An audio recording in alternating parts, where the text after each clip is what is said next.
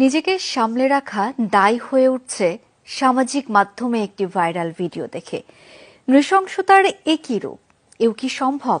দেশের নাগরিকদের মেরে এভাবে স্তূপ করে তারপর ভ্যানে আগুন ধরিয়ে লাশ নিশ্চিহ্ন করা যায় শুধু ক্ষমতা আর ক্ষমতার পাহারাদারিত্বের জন্য। ঘটনাটি আশুলিয়ার। যাদের মরদেহ পুড়িয়ে দেওয়া হয়েছিল তাদের মধ্যে 4 জনের স্বজনরা বুঝে পেয়েছেন আপনজনের প্রাণহীন দগ্ধ দেহ, বাকি 2 জনকে শনাক্তই করা যায়নি। স্থানীয়রা জানান, সারা দেশে যখন বিজয় উল্লাস চলছিল সেই 5 আগস্ট ঘটে এই বর্বরতা। 5 আগস্ট 2024 দুপুর থেকে বিজয় উল্লাস ঢাকাসহ সারা দেশে।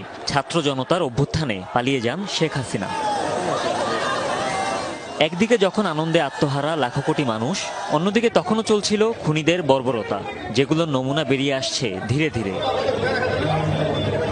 সম্প্রতি সামাজিক মাধ্যমে ভাইরাল হওয়া ভিডিওতে দেখা যায় নৃশংসতার খণ্ডচিত্র।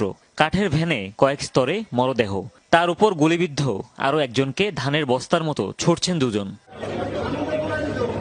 ভিডিওটি নিয়ে বিভিন্ন ফ্যাক্ট চেকিং সাইটের পাশাপাশি অনুসন্ধান চালিয়েছে যমুনা টেলিভিশন। সবাই একমত হয়েছেন, ঢাকার অদূরে আশুলিয়া থানার প্রধান ফটকের সামনে সড়কে ঘটেছে এ বর্বর ঘটনা।